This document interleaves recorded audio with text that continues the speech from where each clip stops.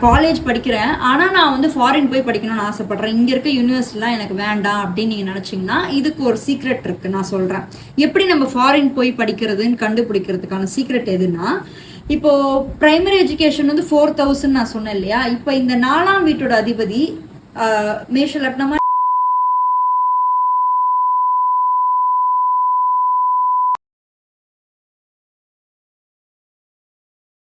So first 4th ஹவுஸ்னா என்ன அப்படின்றத தெரிஞ்சுக்கோங்க. 4th ஹவுஸ் அப்படின்றது 4ஆம் வீடு. இதான காரகத்துவம் என்னன்னு பார்த்தீங்கன்னா கல்வி, அதாவது படிப்பு. 4ஆம் வீடை வந்து பொதுவாக வந்து தாய் ஸ்தானம் அப்படின்னு சொல்லி ஜோதிடத்தை சொல்லுவாங்க. பட் ஒரு தாய் வந்து எதை நம்மளுக்கு சொல்லி தருவாங்க, சொல்லி கொடுக்கக்கூடிய ஒரு முதல் குருவே தாய் தான். அதுக்கப்புறம் தான் நம்மளுக்கு ஸ்கூல்ல டீச்சர் அவங்கெல்லாம் வருவாங்க. ஸோ நம்மளோட முதல் டீச்சர் நம்மளுடைய தாய், சரிங்களா? நம்மளுடைய அம்மா தான் ஃபர்ஸ்ட் டீச்சர். அப்போ வந்து கடகம் அப்படின்றது வந்து தாயை குறிக்குது அப்படின்றதுனால கல்வி, உங்களோட பிரைமரி எஜுகேஷன் அப்படின்னு நம்ம சொல்லலாம், சரிங்களா? ஸோ உங்களோட பிரைமரி எஜுகேஷன் எப்படி இருக்கும், யூஜி பிஜி காலேஜ் டிகிரி இதெல்லாமே வந்து பிரைமரி எஜுகேஷன்ல வருது. ஸோ இப்போ வந்து 4ஆம் வீடை மையப்படுத்தி தான் உங்களோட பிரைமரி எஜுகேஷன் எப்படி இருக்கும் அப்படின்றத நம்ம சொல்லுவோம், ஓகேவா? ஸோ அது நீங்கள் நல்லபடியாக முடிச்சு வெளியே வருவீங்களா, இல்லை ஏதாவது ஒரு பிரச்சனை ஏற்படுமா, தடை தாமதம் ஏற்படுமா, உங்களால் ஒழுங்காக வந்து காலேஜை வந்து பாஸ் பண்ணி வர முடியுமா, இல்லை அரியர் வச்சுக்கிட்டே வந்து காலேஜை முடிக்காமல் காலேஜை விட்டு வெளியே வருவீங்களா, இப்படின்னு சொல்லக்கூடிய விஷயங்கள் எல்லாமே இந்த 4th ஹவுஸ் தான், சரிங்களா? ஸோ கல்வி, எஜுகேஷன். இப்போ இந்த 4ஆம் வீடு எங்கெங்கெல்லாம் இருந்தால் உங்களுக்கு பிரச்சனைகளை ஏற்படுத்தும், அதாவது முதல் கட்ட படிப்புலேயே ஸ்டாப் ஆகுறது, நின்று போகிறது, அதெல்லாம் எதனால நடக்குது அப்படின்னா இந்த 4ஆம் வீட்டோட அதிபதி எங்கே இருக்காருன்றதை பொறுத்து தான் இதெல்லாம் நடக்குது. அப்போ உங்கள் ஜாதகத்தில் வந்து பார்த்தீங்கன்னா மெயினாக வந்து 4ஆம் வீட்டோட அதிபதி 6ஆம் வீடு 8ஆம் வீடோட சம்மந்தப்படும் போது இந்த எப்படி சொல்கிறது, இந்த பிரச்சனைகள் எல்லாமே ஏற்படுத்துவாருங்க. ஏன்னா 6ஆம் வீடு அப்படின்னு நீங்கள் வந்து பார்த்தீங்கன்னா உங்களுக்கு அதிக அளவில் வந்து சுப வீடு அப்படின்னு நம்ம சொல்ல முடியாது. 6ஆம் வீடும் 8ஆம் வீடும் ஜோதிடத்தில் சுப வீடுகள் கிடையாது, அது மறைவு வீடுகள் அப்படின்ற கணக்கில் வரும். அப்போது மேஷ லக்னமாக நீங்கள் பிறந்திருக்கீங்க, ஒரு எடுத்துக்காட்டுக்கு சொல்கிறேன், நீங்கள் மேஷ லக்னமாக பிறந்திருக்கீங்க அப்படின்னா உங்கள் லக்னத்துலேருந்து 4ஆம் வீடு எதுவோ அதுதான் உங்கள் கல்வி ஸ்தானம் அப்படின்னு வரும்.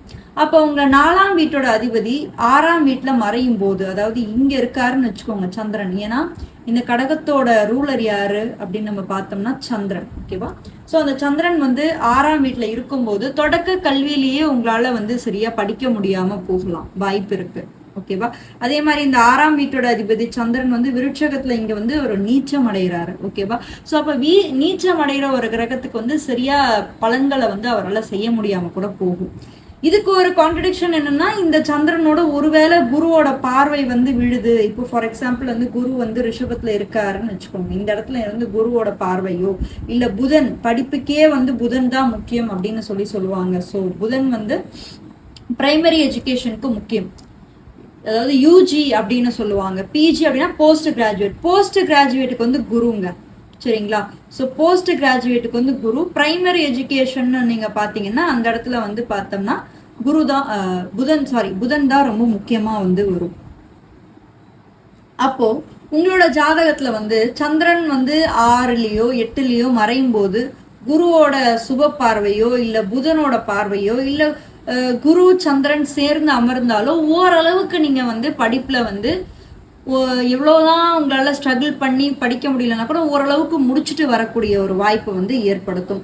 அதே மாதிரி வந்து இந்த ஃபாரின் போய் படிக்கிறது அப்படின்ற ஒரு விஷயம்லாம் இருக்கு இல்லைங்களா. நான் வந்து என்னோட பிரைமரி எஜுகேஷனே நான் வந்து இப்போ நான் காலேஜ் படிக்கிறேன் ஆனால் நான் வந்து ஃபாரின் போய் படிக்கணும்னு ஆசைப்படுறேன், இங்கே இருக்க யூனிவர்சிட்டிலாம் எனக்கு வேண்டாம் அப்படின்னு நீங்கள் நினச்சிங்கன்னா இதுக்கு ஒரு சீக்ரெட் இருக்குது. நான் சொல்கிறேன் எப்படி நம்ம ஃபாரின் போய் படிக்கிறதுன்னு கண்டுபிடிக்கிறதுக்கான சீக்ரெட் எதுன்னா, இப்போ பிரைமரி எஜுகேஷன் வந்து 4000 நான் சொன்னேன் இல்லையா. இப்போ இந்த 4ஆம் வீட்டோட அதிபதி மேஷ லக்னமாக நீங்கள் இருக்கீங்கன்னா உங்களோட 4ஆம் வீட்டோட அதிபதி 9ஆம் இடத்துல இருக்காரு அப்படின்னா நீங்கள் வந்து மேல் படிப்புக்கு தொலைதூரம் போகிறது, அதாவது டிராவல் பண்ணி போய் படிக்கிறதுக்கு வாய்ப்பு இருக்குது. அப்போ சந்திரன் வந்து 9ஆம் இடத்துல இருக்காரு அப்படின்னா நீங்கள் ஒன்று பிஜி, அதாவது 9ஆம் இடம்ன்றது ஹையர் எஜுகேஷன் அப்படின்னு சொல்லுவாங்க. 9ஆம் இடம் தனுசு, குரு.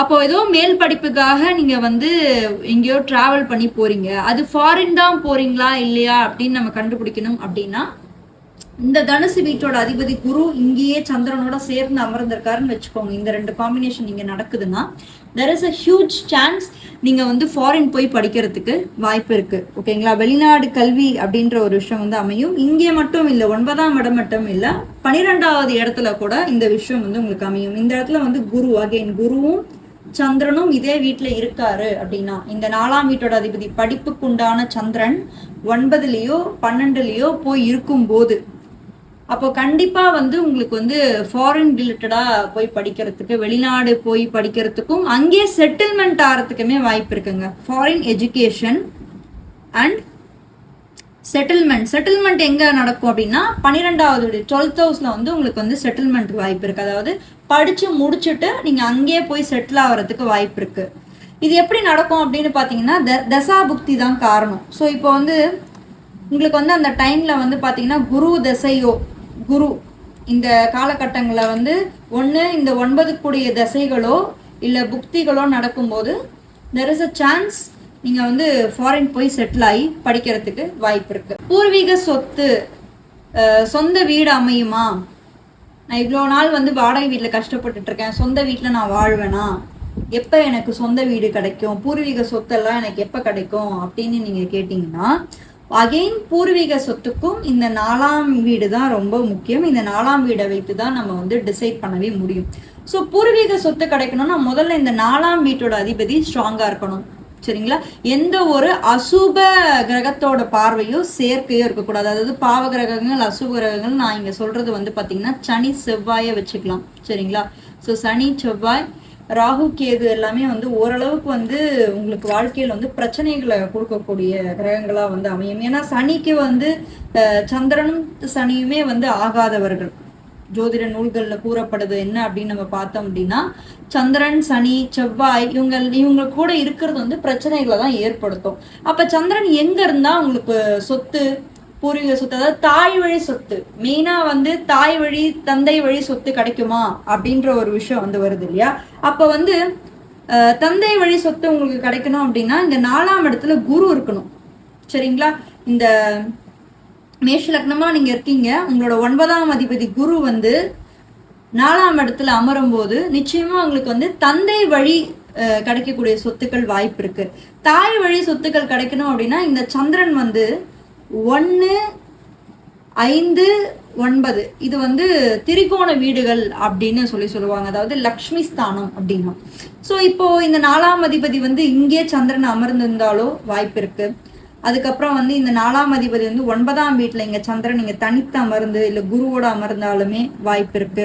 அதே மாதிரி இந்த 4க்கு கரெக்டா 9ஆம் வீடு பாவாத் பவம் அப்படின்னு சொல்லுவாங்க. இந்த 4க்குடைய சந்திரன் இங்க அமர்ந்திருந்தாலுமே தாய் வழி சொத்து வர்றதுக்கு வாய்ப்பு இருக்கு. ஆனா ஒரு கண்டிஷன் என்னன்னா, கிடைக்கும், பட் அது கைக்கு கிடைச்சு அதை நீங்க விரயம் பண்றதுக்கு கூட வாய்ப்பு இருக்கு. அதை ஒண்ணு நீங்க அதை வாங்கி ஏதாவது ஒரு பிரச்சனைக்காக வித்துருவீங்க, இல்லைன்னா கிடைச்சும் அது உங்களை விட்டுட்டு போறதுக்கு இந்த ஒரு பிளேஸ்மெண்ட் வந்து சாதகமான கிடைக்கும், பட் அதை விட்டுட்டு போறதுக்கு வாய்ப்பு இருக்கு. நீங்க கொஞ்சம் கேர்ஃபுல்லா இருக்கணும்.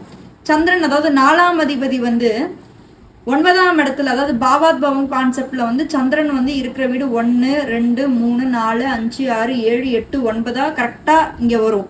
பட் கிடைக்கிறத கூட நீங்க தக்க வச்சுக்கணும். அப்படின்னா இந்த கான்செப்ட் பிரகாரம் நீங்க கேர்ஃபுல்லா இருக்கணும்.